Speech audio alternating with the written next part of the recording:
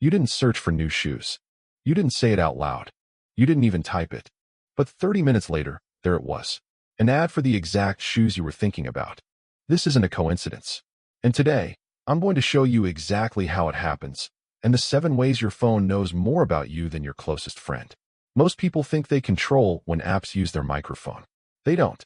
Studies have shown that over 1,400 apps request microphone access, including apps that have absolutely no reason to listen to you, like flashlight tools and weather apps. These apps can capture short ambient audio clips even when you're not actively using them. They don't record full conversations. They don't need to. Just keywords, product names, brand mentions. That data gets sold to ad networks before you finish your sentence. You turned off location services. Smart move. Except, your phone still knows where you are. Wi-Fi triangulation, Bluetooth beacons in stores, and cell tower pinging can track your movement with up to 8-meter accuracy without GPS. Every mall you walked through, every hospital you visited, every protest or church you attended. All of it logged. All of it sellable. Here's one nobody tells you about. Your phone's battery level. Yes, the percentage can be used to identify you across websites even without cookies. It's called a battery status fingerprint because your specific charge level, drain rate, and capacity create a combination unique to your device. Advertisers used this trick for years before it was patched in some browsers. Some still exploit it. The way you type, your rhythm, your error rate, how long you pause between letters, is as unique as a fingerprint. This is called keystroke dynamics.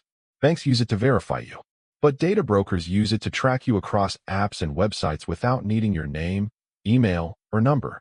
Every time you fill out a form or type a search, you're signing your name in invisible ink.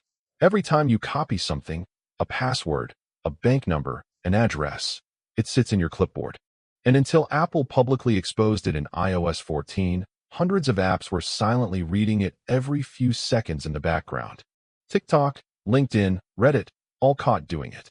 Copy a crypto wallet address. An app saw it. Copy your doctor's phone number. Gone. Your phone's accelerometer, the sensor that detects when you rotate the screen, also detects micro vibrations. Researchers at MIT proved it can pick up speech vibrations from a table your phone rests on. But more commercially, it tracks how you hold your phone when you're stressed, angry, or excited. Combined with app usage patterns, the time of night you doom scroll, the news you read after a breakup, your phone builds an emotional profile of you and sells it. Sounds harmless, right?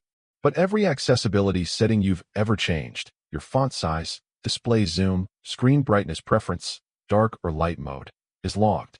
Together, these form what's called a device fingerprint. A combination so specific that websites can identify you even if you clear your cookies, use private browsing, or switch networks. You're not anonymous. You're just wearing a thin disguise. Now, before you smash your phone, here's the good news.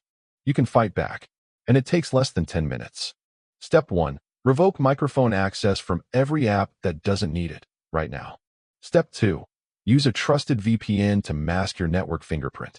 I've linked the one I use in the description. Step 3. Install a password manager. Stop copying passwords to your clipboard. Step 4. On iPhone, enable lockdown mode for extreme privacy. On Android, use private DNS. Your phone is the most powerful surveillance device ever built. But you own it, not the other way around. If this opened your eyes, share this video with someone who still thinks they have nothing to hide. And subscribe.